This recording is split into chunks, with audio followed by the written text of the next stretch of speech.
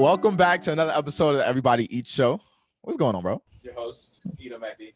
Bensky Belazaire. We're live from Richmond, Virginia. So we had a pretty cool weekend. Drove up to Richmond. Wanted to go check some things out, see the city. It's the state's capital. We're located in Virginia, right? So I've heard people talk about it. I heard it had good food. So I was like, yo, let's show up. We tried to do some, we were trying to record an episode, but what happened didn't really happen with the guests. So we said, hey, we're gonna record, brought the equipment. So that just proves that we're gonna get it done regardless, right? We're gonna get it done regardless. So before we start, if you're new to this, make sure you're following us on all platforms. Everybody Eats Show on Instagram at Everybody Eats Show. We are on Twitter, EBE_show, YouTube, Everybody Eats Show, TikTok, Everybody Eats Show, Facebook, Everybody Eats Show. So make sure you're following us wherever you can listen to podcasts, Apple Podcasts. And this is not even just for the new people, for the people who are listening to us, right? This is something I'm not sure. I saw this week. I'm not sure if you know this, right? You know how podcasts get ranked on like Apple Podcasts and things like that? Yeah. It's not even the listens, it's the reviews. That's how they're rated. Like the number one, the 1 through 10, like how you get like listed and ranked. It's because the reviews and the feedback. It's not even just about the listens.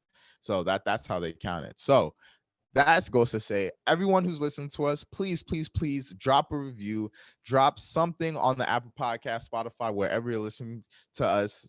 Drop a review, drop a comment. Help us start. Yeah, if you're liking this content, if you enjoy what we're doing over here, show some love, drop a review, all that good stuff. That covers it. Make sure you grab our wholesale webinar. It's still up. Make sure you drop in that. And be on the lookout for some merch. Depending on when this drops, we might have some merch before. Yeah, soon come. Look, be on the lookout for some merch.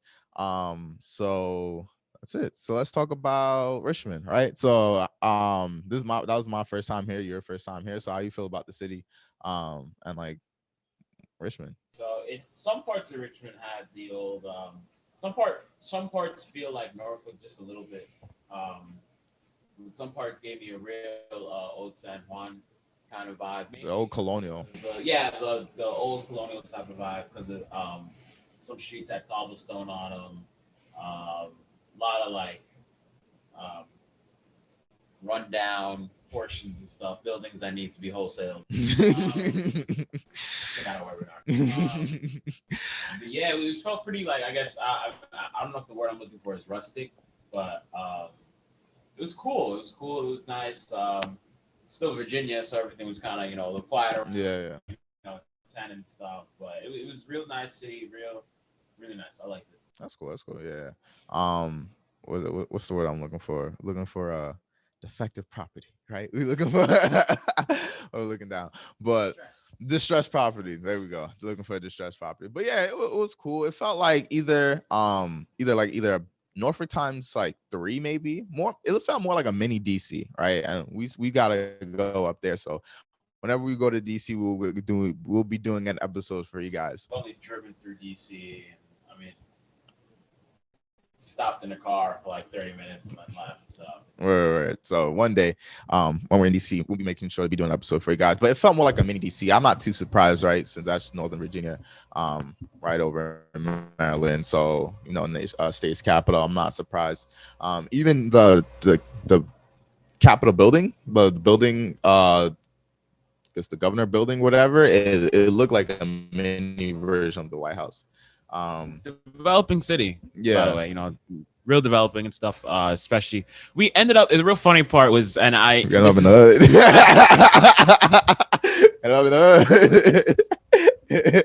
I was gonna say, we ended up in the same spot twice, but yeah, I mean, it was kind of like it's like Bensky was saying, it's like literally across the track. So we were like the city, or I guess the hood, and then the hood adjacent. And then the first night it was like the city, and we didn't even know where anything else was. It was like dark, so we didn't recognize the area. And then we came back. We did a slave trail.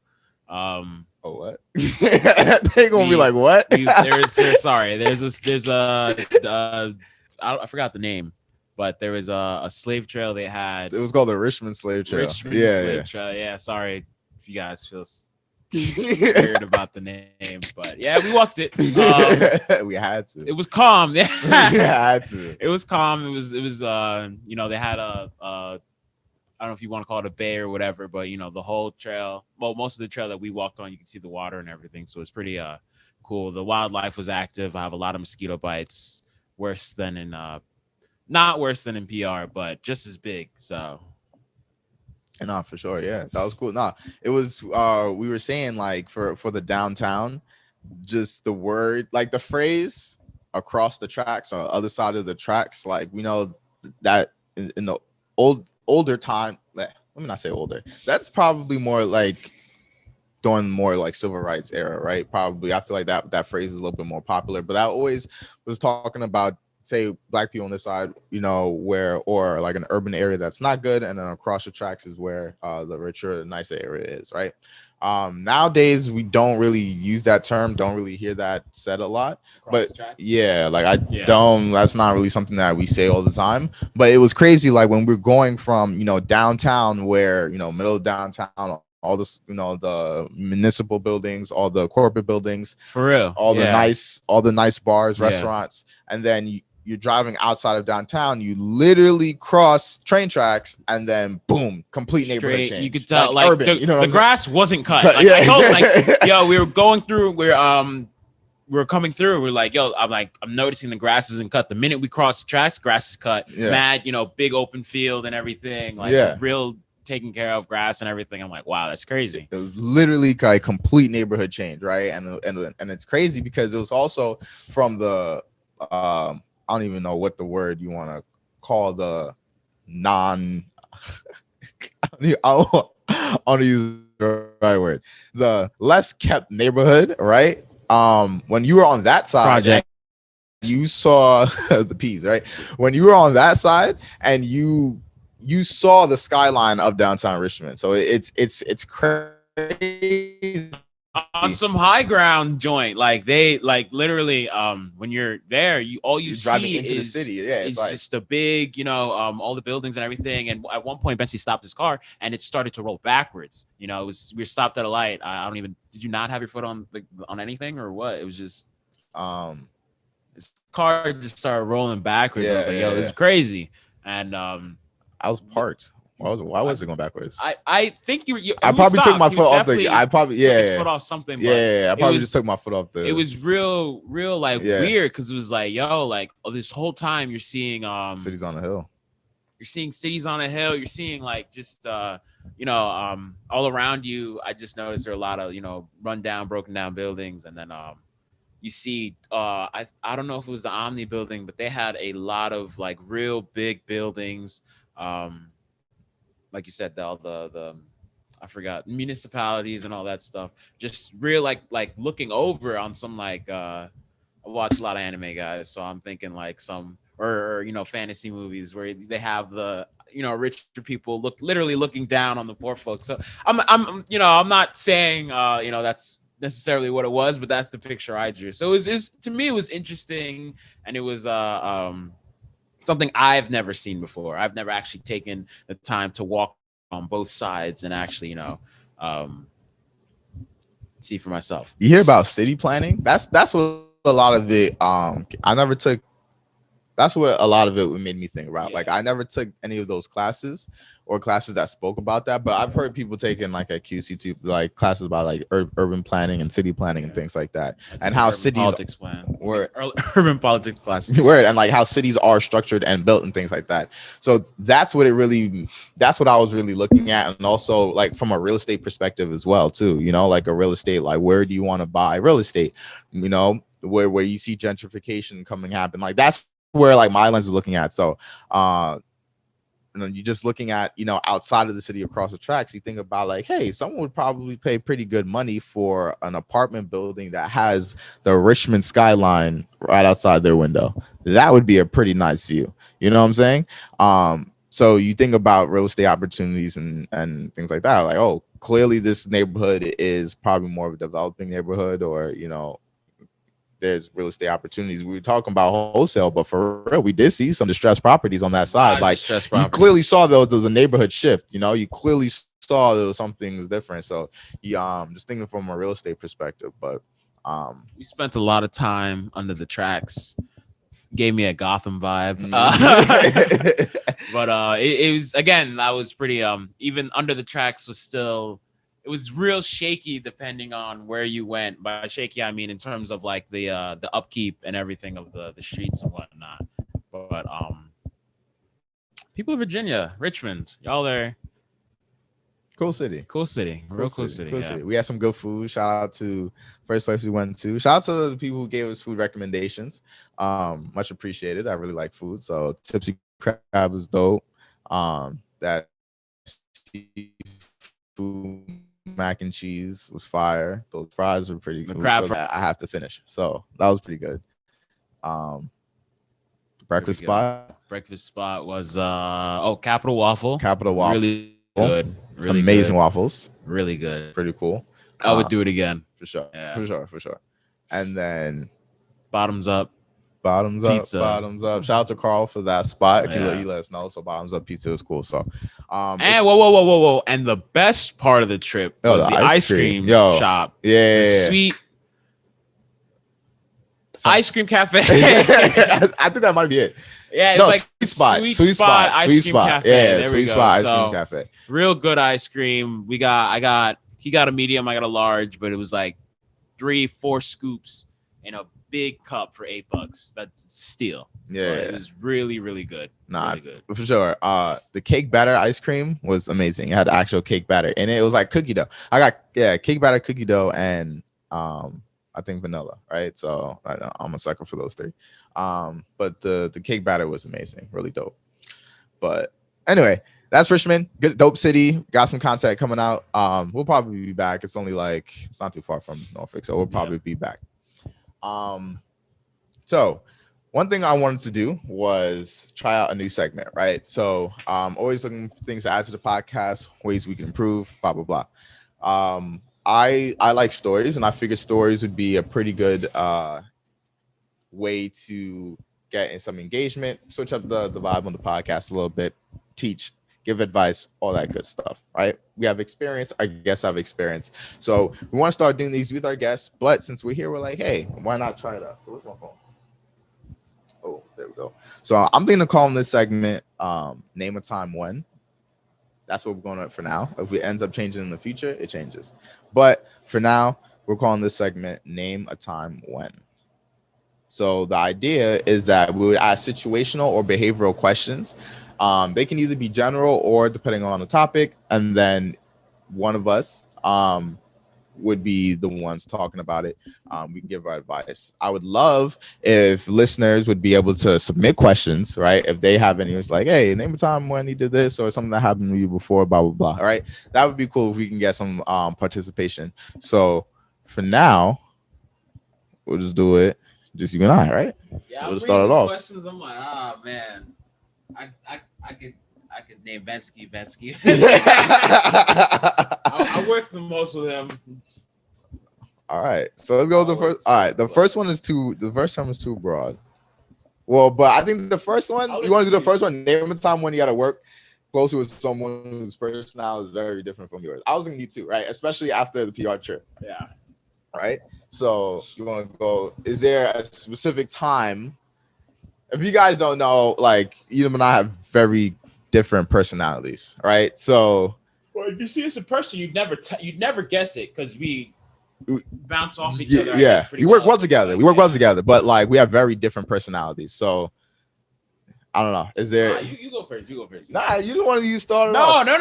You're the one who brought it up. So. Brought it up. Let's see. Let's see. Yeah, you're right. All right, for the podcast. All right, someone that personality is different from yours, right? So I would say with the podcast, right? This is something that I think other podcast hosts need to know also, right? I think it could be chemistry within the podcast, right? When it comes to talking with the guests, right? You and I have different we're gonna ask different type of questions. We're going to be probably interested in different type of things, right? And I think that you need to, especially like if you have a co-host, you need to be able to know that. And like how we say it all the time, like you have to know the people that you're dealing working Yeah. with, right? So I think, I don't know if it ever was an issue, but it's something I always have to keep in mind. Like, oh, okay, let me not talk too much because Edom's gonna have some questions, or it's gonna be like, let's simple, like when it comes to certain segments in the podcast, right? There's some segments that like the quote of the day, you know what I'm saying? There's the music segment. So you have to be able to balance the different personalities, because each person on the podcast is going to bring up something, and is going to reach different people in like audience and things like that, right? That's why when you listen to podcasts, there's certain people you gravitate towards. Like when you listen to your favorite podcast, oh, this podcast has 3 people, I like to listen to one person because I connect with them more, you know what I'm saying? And things like that. Like you do it the same. Everyone has their bias, everyone has those personalities that you cling with. So I feel like with the podcast, that's something I've had to learn working with you, even though obviously we've had our, past experience, but every new situation is going to be something different that I have to learn about, right? But that's something I've had to learn working with you. And that's going to be something that, anyone who's looking to start a podcast, YouTube channel or something like that, you have to be able to, I'm more extroverted, I like to talk more, I can go on rants easy, right? You give me one topic, I can go and talk about it forever, you know what I'm saying? And I told one time, yo, interrupt me if I'm going too much, because like it needs to happen, because I can go talk, and like I'm not thinking about the time, I'm not thinking about how much time is going on. So I literally told him, like, yo, cut me off. Like if I'm going too much, just cut me off, because I'm probably going too long anyway. So those are the type of conversations you need to have. And that's literally examples of working with someone with a different personality. So my example is going to be from 2 years ago. I went camping, and part of it was for class. We took a wilderness class, and I was with Alan. Alan was my partner for shout out to Alan. Shout out AJ AJ. photography. He was my partner, AJ. and we had to. I want to say it was canoeing. Is that the one with 2 people? You went on it. All right. I think we were canoeing, and one person's in. I don't know. It's 2 people. I'm pretty sure we each had 1 oar. So it was your trip. I forget. I think it was canoeing. I'm pretty sure it was canoeing. And canoeing, if you've never gone, it will test your friendship with anybody, because it's the hardest thing to do. You guys have to be in sync and communicate really well. And I think if you're in the back of the canoe, you more direct the direction. You control the direction. I might be wrong, but you control the direction more. And if you're front, you're more of the power. But so I was in the front, and Alan was in the back. And Alan, I think we would like it was, you had to communicate well with your partner. Maybe this falls under a different name of time one question, but we both kept clashing heads during like the whole thing, and we would eat tree branches, and we almost stopped being friends, I promise. But we're good. We obviously, but we made it. It was tough because I mean, Alan has a real different perspective on things than I do. I'm a lot more laid back. If you guys haven't realized by now, Alan's more I'm not gonna say uptight, but he's gonna be listening to this. We love you, bro. We love you. No, but Alan's Alan's more the opposite of laid back. I really don't know. Sorry. But it's really it's different because we may see things differently. My body moves differently from Alan, so there are many times something would come like you'd see a branch or something would stick out, and I'm able to easily dodge it. Or if you got a tree branch coming, I just duck, and then Alan's right in like 2 seconds. Alan's there are many times I was eating branches or whatnot. So it was a big lesson in terms of like teamwork and really just getting to know actually Alan on a better and a deeper level in the sense of like our communication. There came a point where one day we were on it. We had no issues at all. We barely needed to even speak or correct one another. So it was fun.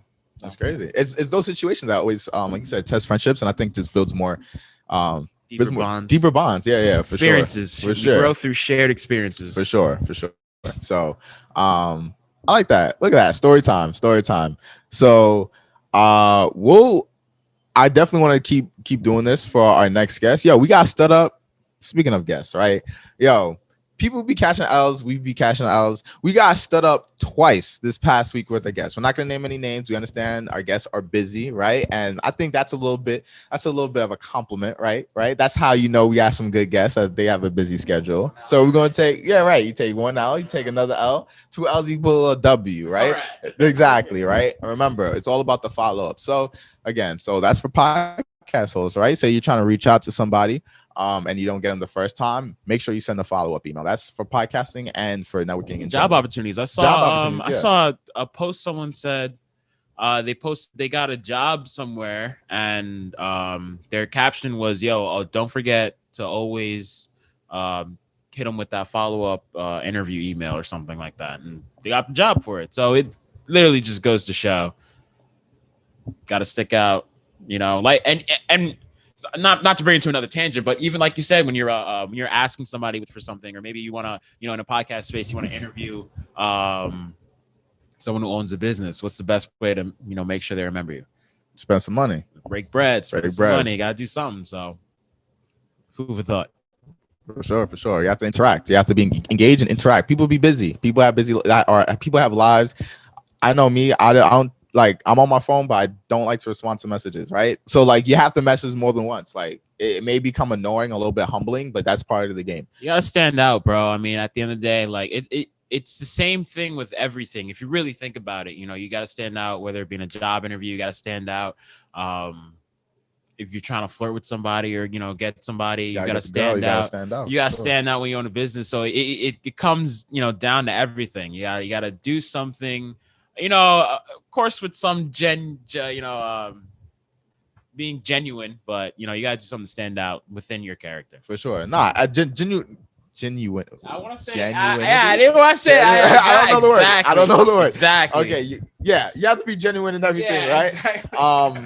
That's crazy. What's the word? I was gonna say Genuinity, right? Whatever, right?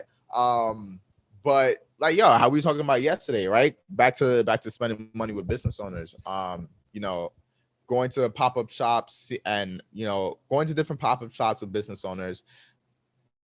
Spending the money never really feels like actually spending the money, because if I really like your product, if I really connect with you, if I really like engaging with you, of course I'm gonna support you. Like, to me, it's just support. Like, it's more like I'm spending the money to support you. Yeah, like after that, if I feel like you're cool and I want to ask you to be on the podcast, yeah, everybody eats. That's the point. Everybody eats. You know what I'm saying? I help you, you help me, but it's always coming from a genuine place.